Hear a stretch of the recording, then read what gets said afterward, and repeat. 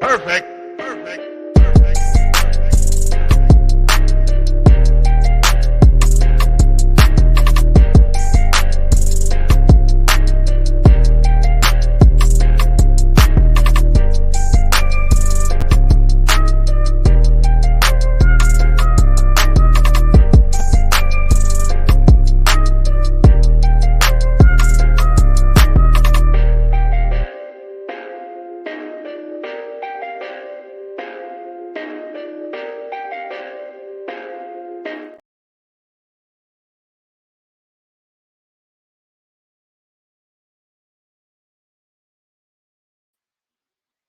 All right, everybody, what's going on, man? How y'all doing? Welcome to today's edition of SWAC Talk. This is the show we cover the SWAC inside and out. I'm your tour guide around the SWAC Seawells coming at you. And today we previewing week 6, man. We are at week 6. We have 5 games, all conference games, all counting the standings.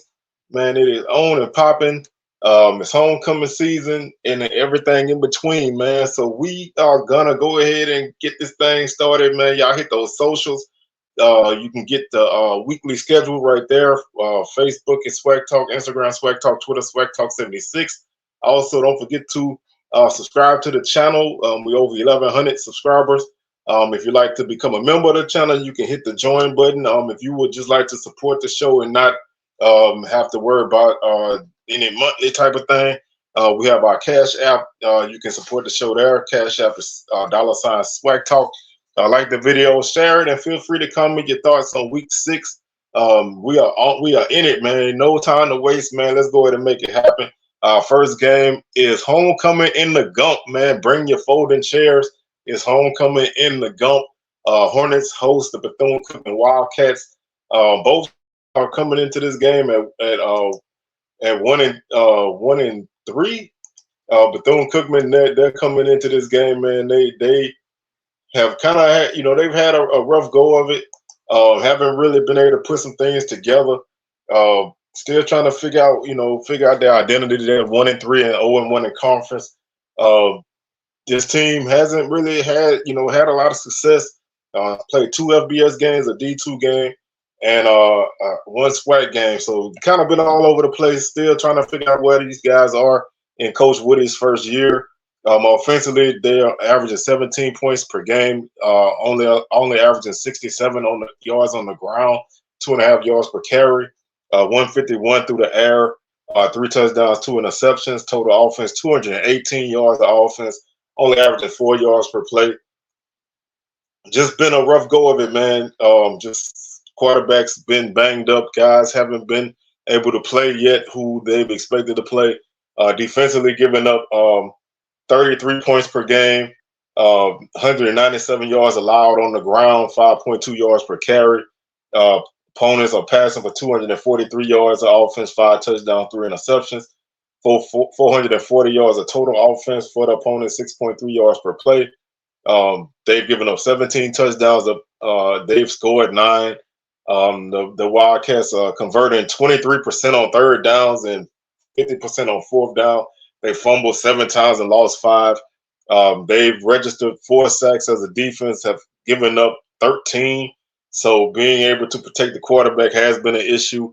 The opponents have turned the ball over 3 times on fumbles, 6 turnovers overall. The Wildcats have turned the ball over 7 times overall. So they're a -1 turnover ratio. Haven't really been able to do a lot as a team, man. They're still trying to figure out who these guys are and what they're capable of. That Jackson State game last week, or the week before last, was kind of a weird type of game. I mean, they kept themselves in it defensively. Offense didn't really move the ball much at all, but they was right there in the game. Right now, Juvensley Basil is their leading rusher. He has 118 yards on the season, 3 touchdowns, longer 22, averaging 5.4 yards per carry. Quarterbacks, man, they've played a bunch of guys. Walter Simmons right now is the leading passer at 34-63 for 291 yards, 1 touchdown, 1 interception. Luke Sprague was leading the team. He had went down to injury at one point. He is 29-38 for 267 yards, 2 touchdowns, no interceptions. Their leading receiver is Dakari Allen Johnson. He has 14 catches for 130 yards and 3 touchdowns, averaging 9 yards per catch. Tink Boyd has 9 catches for 127 yards, and Davino Ellington has 12 catches for 107 yards, averaging 8.9 yards per catch. They haven't really been able to go downfield as an offense, and it's showing. It's showing in their numbers. Darius Thomas leads the team with 34 tackles. He also leads the team with 5 tackles for loss, and he is one of 4 guys who has a sack on the season. Interceptions, they have three guys with at least 1 interception. Special teams has been kind of up and down. They're averaging 39 yards per punt. Field goals, they're 2 of 3 on the season with a long of 45. So they have a weapon in Cade Hector in the kick game. If you can make a 40-plus yard field goal, that's always a bonus for you. And he's 2 of 2 from 40-plus. The return game is definitely, the opportunities have not been there, but Darnell Dees is a guy who I'm always high on as a kick returner. He only has 2 returns on the season, averaging 26 yards per return. And Boyd has 1 punt return for 10 yards. They've gotten gashed in the punt return coverage, allowing 15.2 yards per return on average, with a longer 33 allowed. They're facing the Alabama State team, who really has had some issues this season. They have, defensively, Bama State's been what they always have been. Offensively, they're still kind of up and down. This game is a 2 o'clock kickoff on HBCU Go. Like I said, it's homecoming in the Gump. But the Hornets haven't really done a lot offensively, only averaging 15.6 points per game. The defense is only giving up 22. So you're still wasting good defensive efforts. The Hornets average 128 yards on the ground thanks to a big 200-plus yard game against Alcorn last week.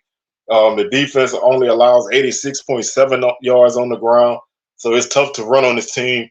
The passing game is still not really there. 199 yards of offense through the air, 2 touchdowns, 4 interceptions. The defense is allowing 276 yards through the air, 5 touchdowns, 2 interceptions. Again, Alcorn had a huge passing game last week, and that kind of shifted those numbers. The Hornets, 327 yards of total offense, 5.4 yards per play. The opponent's 362 yards of offense, 5.6 yards per play. Alabama State's 31% on third downs, 13 of 41. The opponents are 40%, 16 of 40. Alabama State's fumbled 10 times. They lost 3. They fumbled 7 times total last week. Lost 3. So they all 3 of their fumbles that were lost came last week. So they've turned the ball over a total of 7 times. The opponents have fumbled the ball 4 times and lost 2, giving them a total turnovers of 4. Bama State's minus 3 in turnovers. So they still have to find a way to win the turnover battle. The defense has 6 sacks, and they've allowed 5 as an offensive line. Red zone has hurt Bama State. They're 4 of 8. They've only scored 2 touchdowns in the red zone. Opponents are 7 of 8 in the red zone with 4 touchdowns. They haven't really kicked the ball well, especially on field goals. That's been something that's hurt them. They're 2 of 5 on field goals, including missing a huge field goal last week that would have sent the game into a second overtime. Late fumble hurt them in that game as well. So they found so many ways to kind of shoot themselves in the foot and keep themselves from moving forward. Jawan Howell leads the team with 149 yards. He hasn't scored a touchdown yet. He's averaging 4.4 yards per carry. Demetrius Davis, 22 yards rushing, 6.4 yards per carry with a longer 36. Marcus Harris came in last week and had a big game for them. 10 carries for 80 yards on the night. He has one of only 2 touchdowns that the Hornets have got on the ground. The passing game is up and down. Damon Stewart Right now, it's 36 of 59 for 418 yards, 1 touchdown, 2 interceptions. Davis, 21 of 31, 179 yards, 1 touchdown, 2 interceptions. They played both guys last week. I think you need to pick one and stick with one. If you think Davis is the guy, you need to play him, and you need to live with his good and his bad. If you think Stewart's the guy, he doesn't have a lot of experience, but he does have some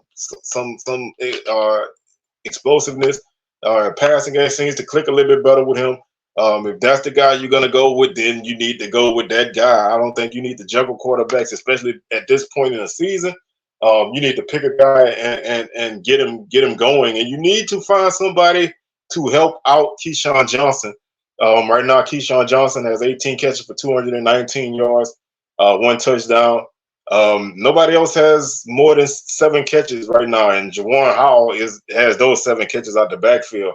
As far as receivers, Isaiah Scott is the only other receiver with more than 3 or 4 catches. He has 6 for 92 yards. So you need to get somebody else involved and get somebody else to help out in the passing game. Defensively, you know where it starts and ends at. Bubba Adams, 35 tackles on the season. Leads the team with 3 tackles for loss, along with John Smith-Cobb and Stephon Young-Roll. They each have 3 tackles for loss apiece. Smith-Cobb has 2 sacks, and Traquan Thomas has 2 sacks as well. Interceptions, Burgess has an interception. He also had a blocked field goal return for a touchdown last week. So he's been a guy who's been able to make some plays, and this defense is as solid as they've ever been. That hasn't changed. They're averaging 36 yards per punt, and the field goal kicking, like I said, is kind of a weakness right now. They're 2 of 5 on field goals. They haven't really made anything longer than 29 yards. Once you get past that, it's a little shaky. The return game has some capability. It hasn't really broken one yet. Robert McMahon is a guy that I love in the punt return game. He hasn't really gotten loose yet, but the potential for him to break one is always there. This is a game, man, that can go. I think some people may look at this as Bethune-Cookman being able to come in here and win this game. I think Bama State's defense is more than enough to get them through this game. The offense has to put together a solid game at some point. Right now, Bethune-Cookman seems to be playing pretty solid defensively, but the offense is not there. But I like the Hornets in this game by a score of 21-12. I think Bethune-Cookman won't be able to do a lot offensively. I think Bama State defense probably going to score a touchdown in this game, as their offense still hasn't really found anything yet, and I'm not sure if they'll be able to find their stride in a game like this. And that's not saying Bethune-Cookman is some world beater on defense, but I just don't have a lot of confidence in what Bama State's doing right now offensively, and that kind of makes me a little bit nervous in a game like this because it's homecoming and there's distractions.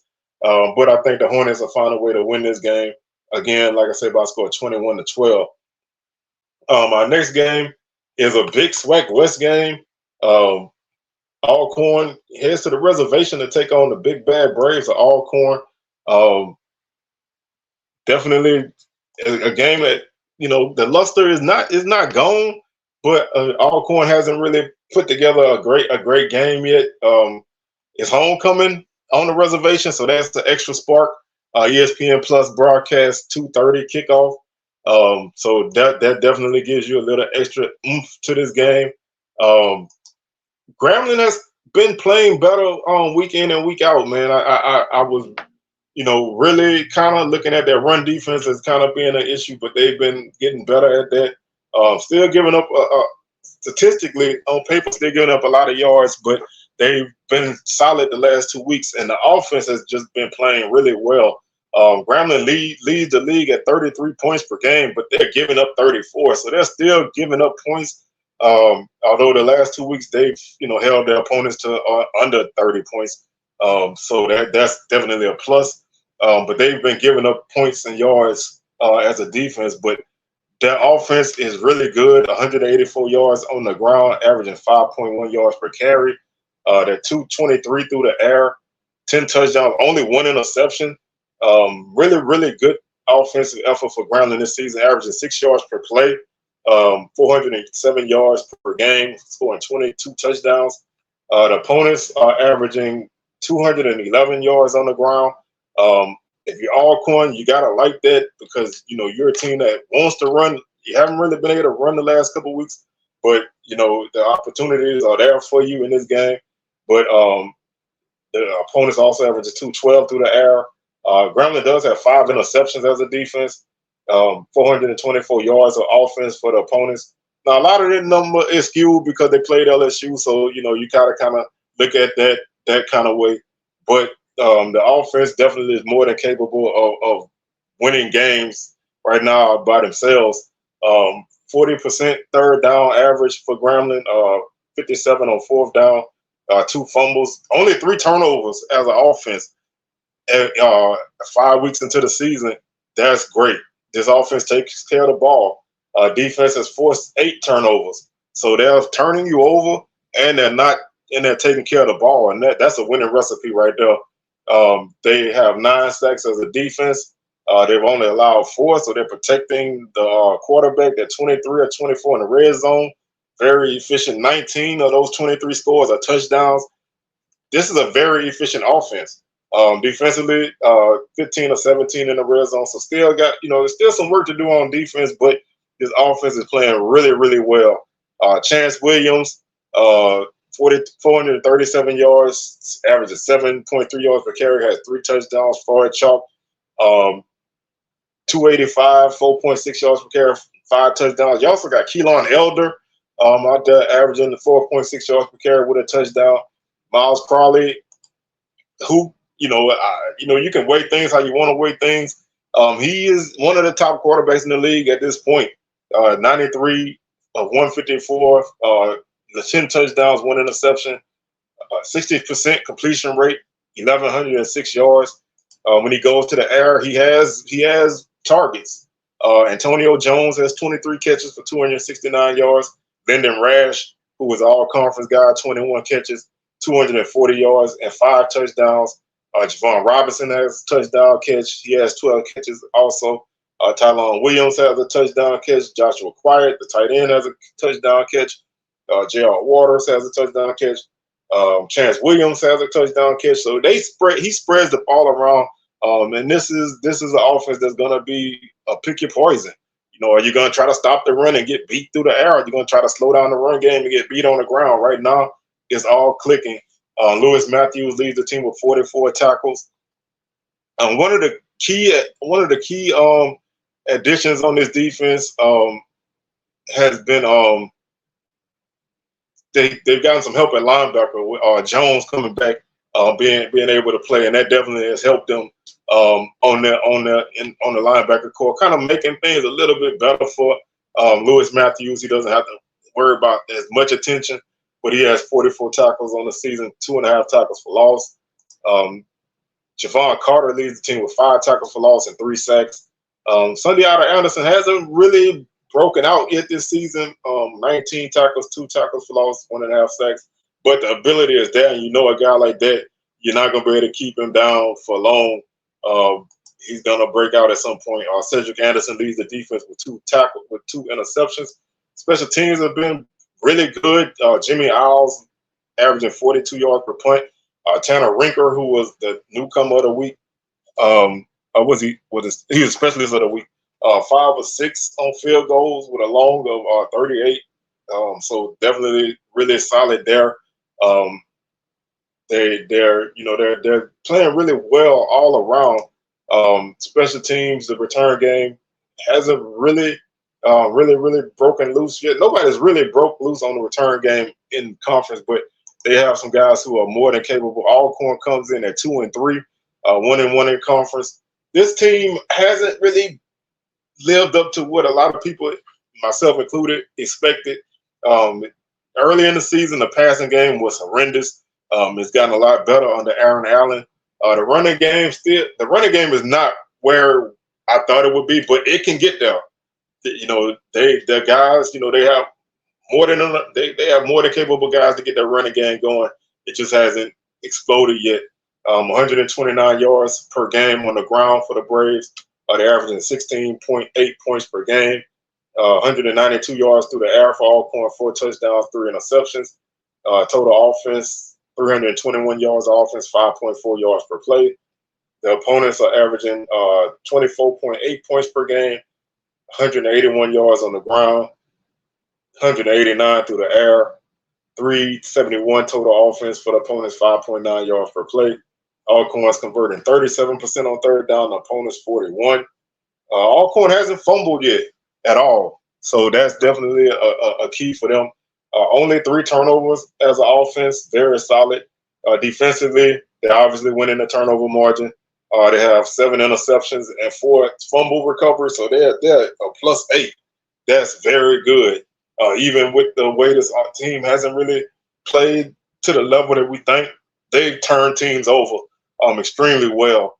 And defensively, they have 11 sacks, so that pass rush is still as good as it was last year. That's definitely going to be a key in this game. They're giving up 8 sacks. They're pretty solid in the red zone, 10 or 12. Haven't really had a lot of attempts, but they're 10 or 12 there for 5 touchdowns. 17 or 22 for the opponents with 11 touchdowns. Like I said, the run game it's a ticking bomb. It's waiting to explode. Jarvion Howard, 230 yards, 3 touchdowns. Nico Duffy, 144 yards, 1 touchdown. Aaron Allen's been big the last 2 weeks. He's 87 of 125, completing 69% of his passes, 929 yards, 4 touchdowns, and only 1 interception. Montario Hunt, his numbers are going up at receiver, 17 for 273, 1 touchdown. Malik Rogers, 12 for 242, and a touchdown. Tavares Griffin at tight end, 13 for 134, and a touchdown. And then Jarvion Howard has 11 catches. So there's, the pass, and Nico Duffy has 10 catches. So they have 5 guys with double-digit catches. The passing game is looking really good. The running game will get there. Allen's taking care of the ball. Offensively, they're starting to kind of find a form. They just got to get that running game back where it needs to be. Uncharacteristically, gave up a lot of yards on the ground to Alabama State last week, but Terrence Ellis leads the team with 51 tackles. Edwards has 4.5 tackles for loss to lead the team, and Smith, Ellis, Bailey, and Russ each have 1.5 sacks apiece.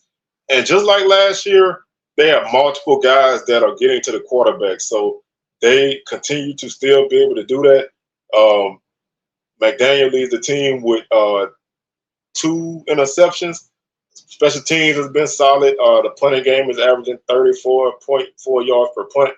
Noah Kiani's been really great kicking field goals, kicked the game winner last week against Alabama State. He's 7 of 9 on field goals, including a 42-yarder. So he's 6 of 7 from 30 yards plus. So that's definitely an advantage for them.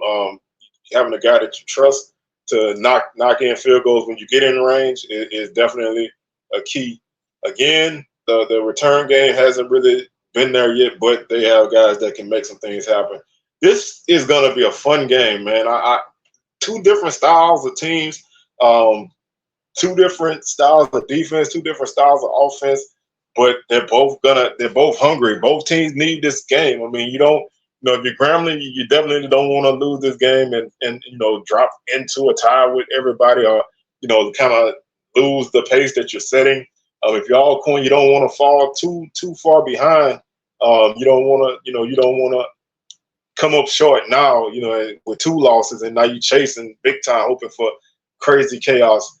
But I think Grambling's playing really well. I think their defense is getting better week by week. The offense, right now, if they're not the best offense in the league, then they're one of the best offenses in the league. I think Alcorn spoils homecoming on the reservation, man. I think they win this game 27-21. I think Alcorn's defense is definitely going to test Grambling, and I think Alcorn will be able to run the ball, but I think Grambling will hit a few more plays in the passing game to pull this one out.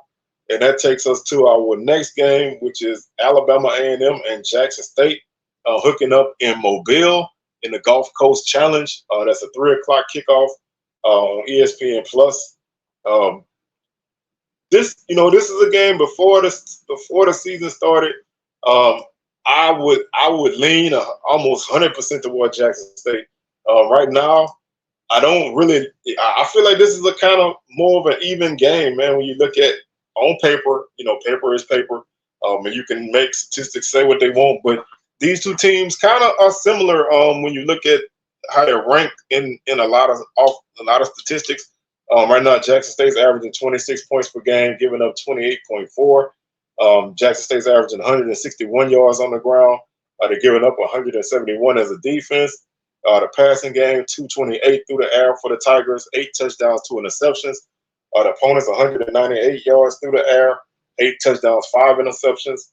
390 yards of offense for Jackson State, 5.8 yards per play. 369 for the opponents, 5.8 yards per play. Jackson State's converting 35% on third down, the opponents 36.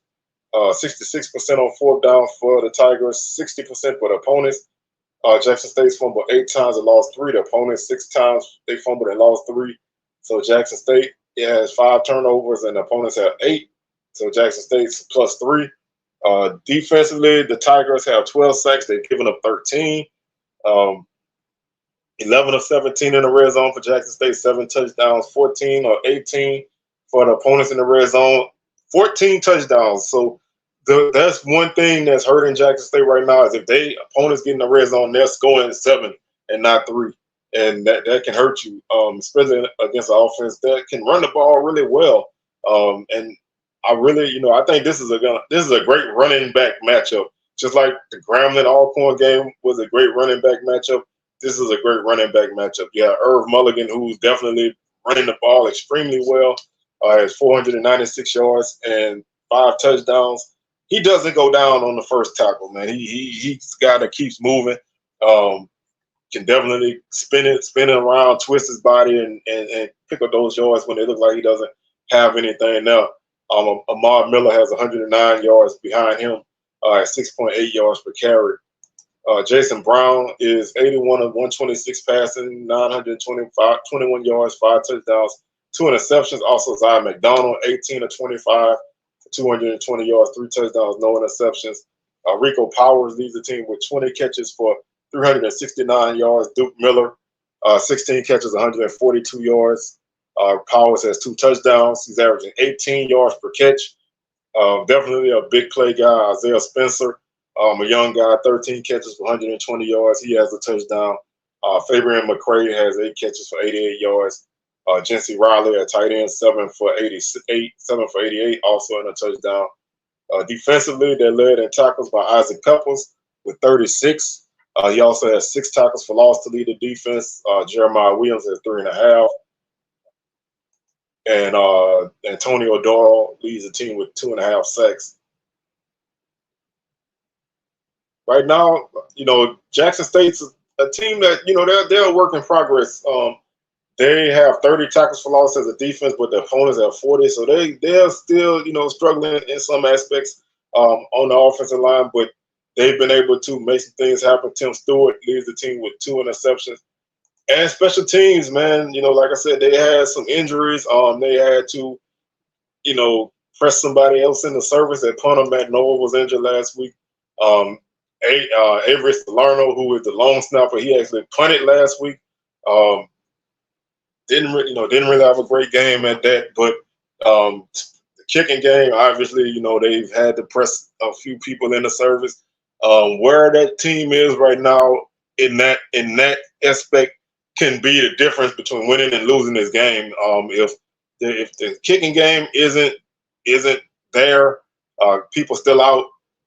That can be a big issue in a game like this. I mean, you're going to need a solid punting game for field position, and you're going to have to be able to kick field goals and extra points in this game. So that could be a question mark if people are injured.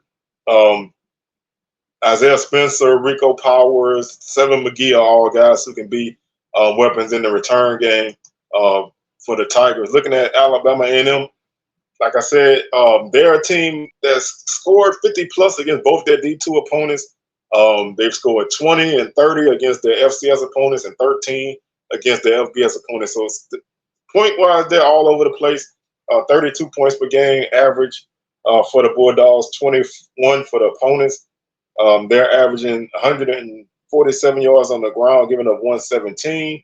234 through the air, 11 touchdowns, 3 interceptions. Quincy Casey's been really solid in his last 2 starts. Really looking really well. 212 yards for the opponents through the air, 8 touchdowns and 7 interceptions. 361 yards of offense for the Bulldogs, 5.7 yards per play. 329 for the opponents, 5.3 yards per play. 46% on third down for Alabama A&M, 37 for the opponents. The Bulldogs have 12 sacks and only giving up 8. They fumbled the ball 6 times, so turnovers have still been an issue for this team. They have 9 turnovers as an offense. They've given up 11, so they're +2. So they're winning the turnover battle, even though they've turned the ball over a lot. They're 17 or 19 in the red zone with 13 touchdowns. The opponent 16 or 22 in the red zone with 11 touchdowns. The running game is led by Ryan Morrow. He still leads the team with 312 yards and 4 touchdowns, averaging 6.4 yards per carry. Donovan Eaglin, 277 yards, 5.1 yards per carry. Those 2 guys can both get it done on the ground. Quincy Casey started the last couple games. He's 64 of 100 for 857 yards, 7 touchdowns, 1 interception. Hambrick has 12 catches for 266 yards and 2 touchdowns, averaging 22 yards per catch. Gardner, 16 for 242 with 2 touchdowns. Young, 26 for 207 and 2 touchdowns. Marvin Smith leads the defense with 31 tackles. Zarion Hayes has 6 tackles for loss, and Jordan Mitchell has 3 sacks. Pate has 3 interceptions.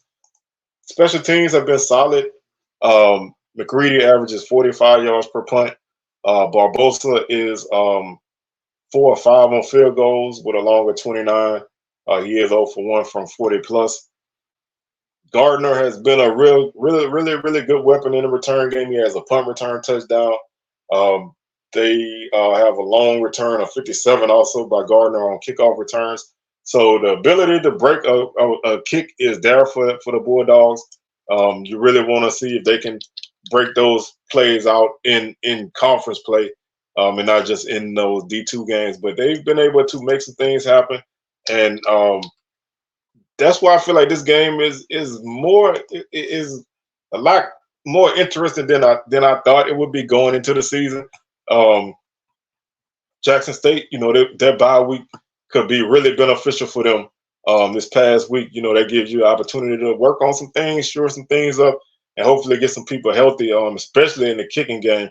If that's an issue, then this game is going to be an issue. I mean, you got to be solid in special teams. You can't have, people injured and your unit is not looking that good. But I like Jackson State in this game by a score of 23-20. I think it's going to be a tight game. I think it's going to be a fourth quarter game.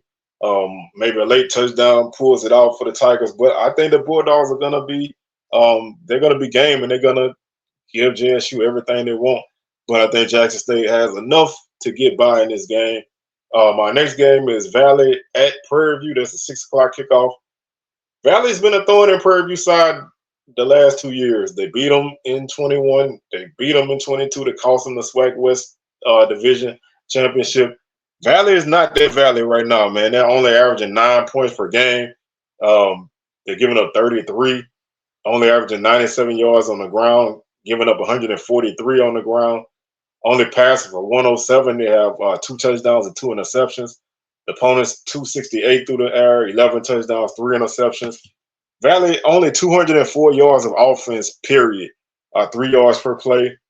421 yards allowed for the opponents, 6.1 yards per play. Valley is only converting 21% on third down, 33% on fourth down. Can't stay on the field at all. They fumbled 3 times, so they have 5 turnovers. The opponents, defensively, Valley's not that bad on third down, 36% and 25% on fourth down. Opponents have fumbled the ball twice, giving them a total of 5 turnovers. So Valley is even in the turnover margin. Valley has 5 sacks. They've allowed 13. Valley's only 6 of 9. They're 6 of 9 in the red zone. 5 of those 6 are touchdowns. Opponents are 17 of 20 in the red zone with 12 touchdowns. They're led in rushing by Jared Wilson. He has 198 yards and 4 touchdowns. 198 yards, 4 yards per carry, and 1 touchdown. Jacoby Thomas has 74 yards. Passing, they've played multiple quarterbacks. Ty Jerron Williams is 23 of 37 for 157 yards. No touchdowns, no interceptions. Dino Maldonado, 23 of 44, 141 yards, 1 touchdown, 2 interceptions. Jamari Jones, 19 of 37, 131 yards, 1 touchdown, no interceptions. They're led in receiving by Kerrick Ross with 10 catches for 95 yards and a touchdown. Defensively, Jaron Fox leads the team with 27 tackles. Khalib Alexander has 3.5 tackles for loss. And they have 5 guys with 1 sack apiece and 3 guys with 1 interception apiece. Special teams, they're averaging 35 yards per punt. They're 1 for 3 on field goals with a long of 44. That's so valuable, man. To not make a lot of field goals and your only field goal made is from 40 plus. They have had 1 kick block. Return game. Kobe Bates is a guy to look out for. Hasn't really had anything really huge yet. Bobby Shanklin does have a 48-yard kick return for Valley, but not much else there.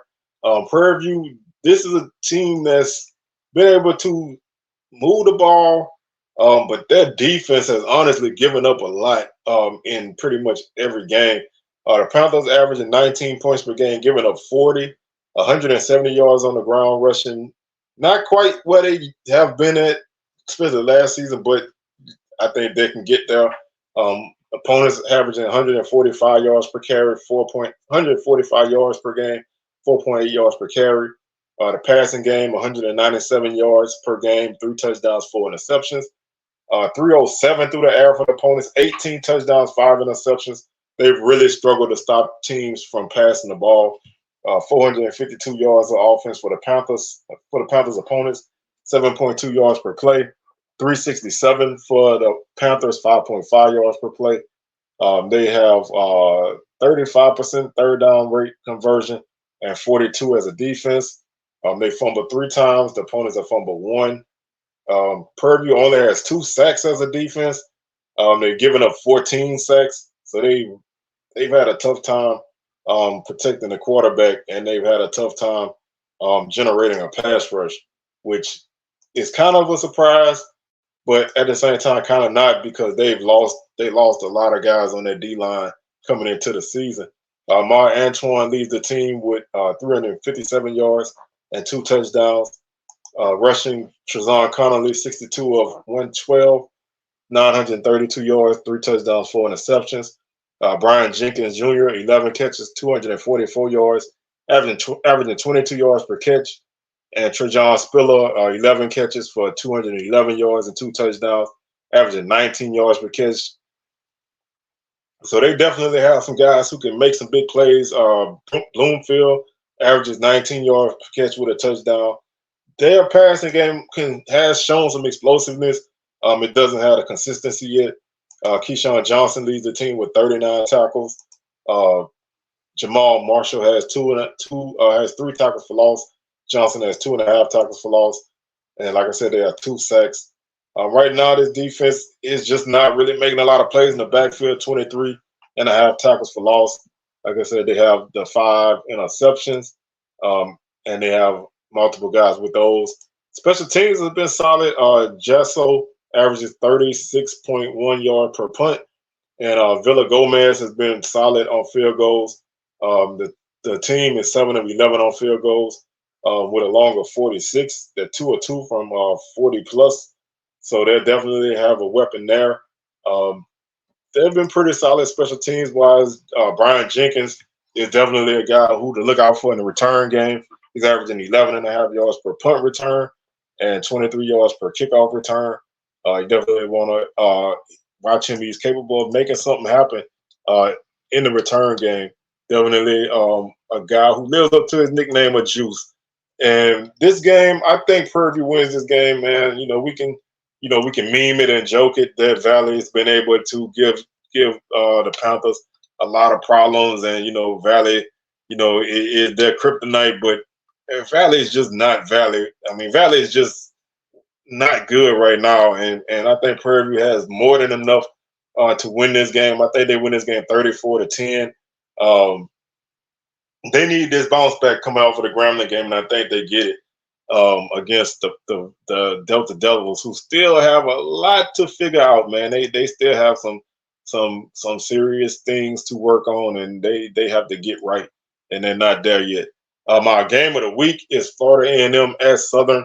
That's a 6 p.m. kick on ESPNU. This game is these two teams. When I say they're similar, I don't necessarily mean production, but the both teams offensively have had their issues. FAMU issues have not been as bad as Southern's issues offensively, but a lot of people been upset with Jeremy Musa at quarterback to the point where Willie Simmons had to come out and make a statement in support of his quarterback. I think as a coach, you should, and I'm not blaming him for doing it. I love the fact that he stood up for his guy. But as a coach, you should not have to go public to defend your quarterback when your team is 4-1. Yes, he hasn't played great. Yes, he hasn't looked like the offensive player of the year preseason, but you're freaking 4-1. Your defense is phenomenal. Your offense is doing what it needs to do. Yes, you want to look great. Yes, you want to do all of this, but there's a lot of teams who will kill for your offensive production. So I'm not saying don't be mad at him for being, inconsistent, but it could be a lot worse. You really could be a lot worse. Southern offensively, and we'll talk about them in a minute, but they've had their offensive struggles. The Rattlers averaging 27 points per game, giving up 15. They're averaging 115 yards on the ground. That number's been dropping weekly. I think they need to get back to running the ball like they did early in the season. I think that'll help the passing game a lot. I think they need to get back to running the ball a little bit more. 260 yards through the air, 96 of 164, 10 touchdowns, 5 interceptions. Defensively, the opponents averaging 74 yards on the ground. You ain't getting much. 2.2 yards per carry. Only 2 touchdowns allowed rushing.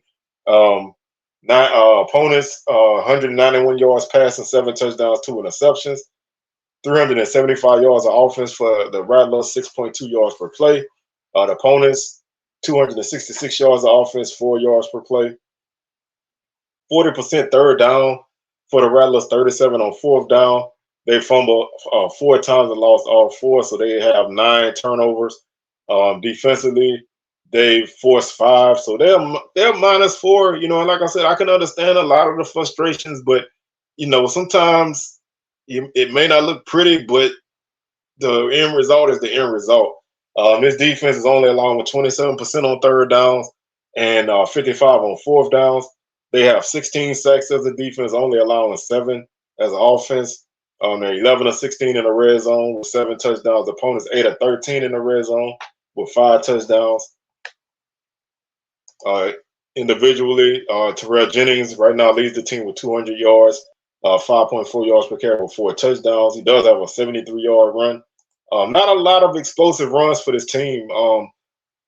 Like I said, I think early in the season they ran the ball extremely well. I think they kind of got away from it a little bit. I think they need to kind of go back to running the ball a little bit more. I think that'll help out a lot. Musa 92 of 159, 10 touchdowns, 5 interceptions, 57% completion rate. Definitely want to see that go up. Want to see those interceptions get cut down on 1,244 yards. Lots of guys that catch the ball, man. You got Jamari Shareed, 23 catches, 244 yards, 1 touchdown. Marcus Riley has been a big addition to this team.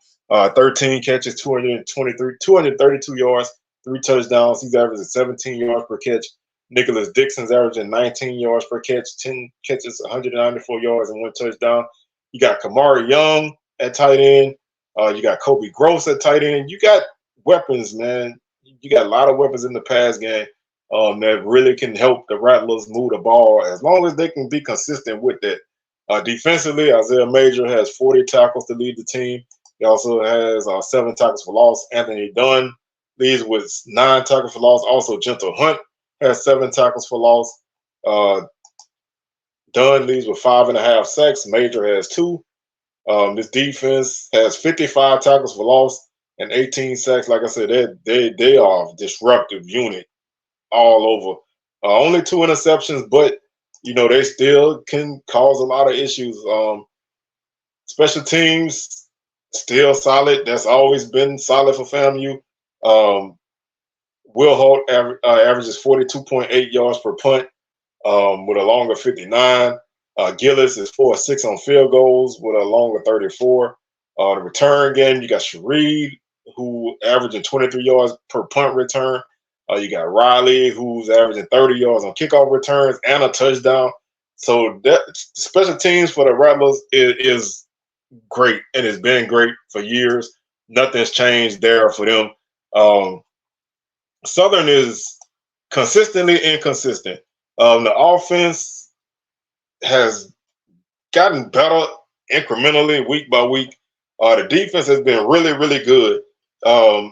The offense sometimes puts the defense in positions where they got to constantly get stops, and that can't happen in this game. Southern is averaging 17 points per game. They're giving up 12. Not a lot of points scored when Southern plays. I mean, that's going to change at some point, but the offense doesn't score a lot of points. The defense doesn't give a lot of points up. You look at a Southern game, it's not going to be pretty aesthetically, man. It's not going to be, pitch and catch. It's not going to be, beautiful running. It's just going to be an ugly game that whoever plays the least ugly is probably going to win. Southern's averaging 103 yards on the ground. Finally got over 100 yards in their first game last week against Pine Bluff. 3.1 yards per carry. The defense is allowing 101 on the ground, 2.5 yards per carry. Southern's averaging 242 through the air, 5 touchdowns, 5 interceptions. The opponents 174 yards through the air, 3 touchdowns, 2 interceptions. Southern's giving up 275 yards of offense, 4.1 yards per play. They've only given up 7 touchdowns. Southern has only scored 8 touchdowns, giving up 366 yards. Averaging 366 yards of offense, 5.3 yards per play. Southern's converting 35% on third downs and 53% on fourth downs. The defense they've had one issue, 2 issues really, but they both concern the same thing, and that's third downs. Southern's giving up 42% on third down, only 30% on fourth down. Penalties and just giving up a big play on third down, whether it's the quarterback scrambling or hitting some crazy pass on third down.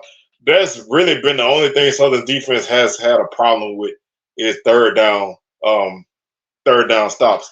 But that can hurt you in a game like this against an offense that can convert on third down.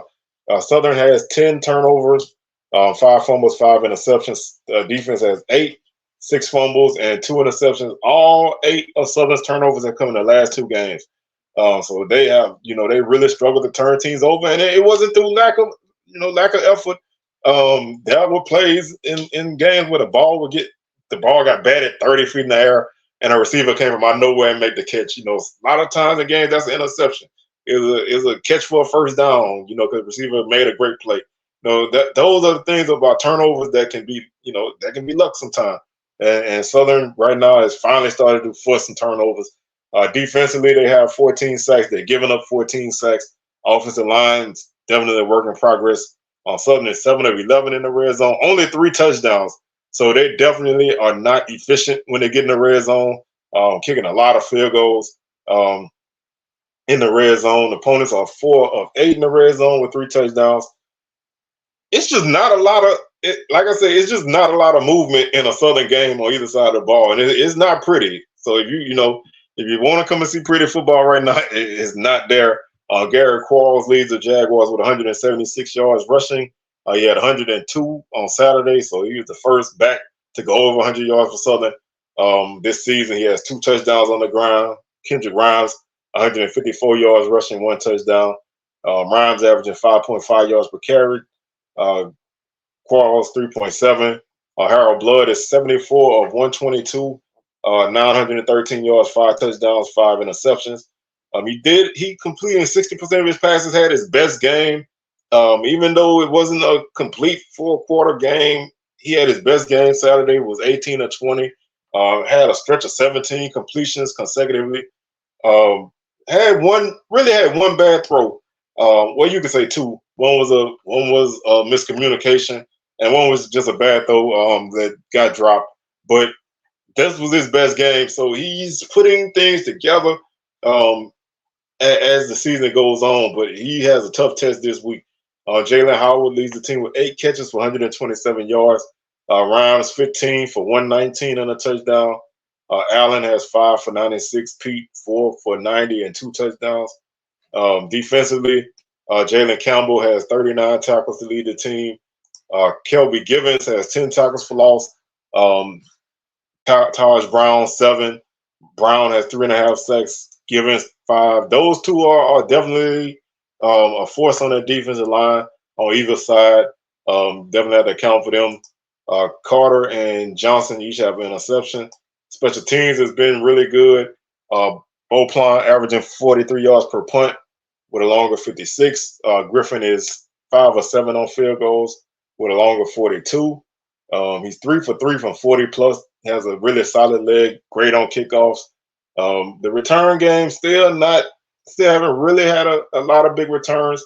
Whitfield does have a 43-yard punt return, and also Russell has a 43-yard kickoff return. But other than that, not a lot there. This is gonna be a knockdown, drag-out game, man. I think FAMU is obviously the better team. At least, they're playing better. They're playing a little bit more consistent. I think their defense is a little bit better. They're playing as the top team in the conference. They're playing from ahead for the first time in their time in the SWAC. Southern still putting things together. Southern hasn't really played a full game yet. I thought they played a really good game against Pine Bluff. Gave up a couple big plays on defense, but was able to keep them from scoring. Then they got in the red zone like twice and held them both times. Offensively, first half was great. Second half was kind of, not as bad as it's been, but it still wasn't that good. But I like FAMU in this game because, like I said, I think they just have more consistency than Southern. And I think Southern's offense against FAMU's defense does not bode well for Southern. And Southern should be able to, because of their defense, keep them in this game. But I feel like a game like this, keep asking defense to make plays and to get you out of jams, I think it's one of those games where it comes back to bite you. And I like the Rattlers by the score 24-17. I think it's going to be a tight game, but I think because Southern hasn't been consistent on offense, I think that's going to hurt them in the second half in this game. So I like the Rattlers in this one. And that's going to do it for today's show, man. I thank y'all for tuning in. Thank y'all for rocking with us. Catch us on SWAC Smoke tomorrow, 6 p.m. Central, 7 p.m. Eastern. And our Week 6 recap will be coming at you on Sunday. So with that being said, I'm your tour guide around the SWAC signing out, and I'll catch y'all on the rebound. Peace.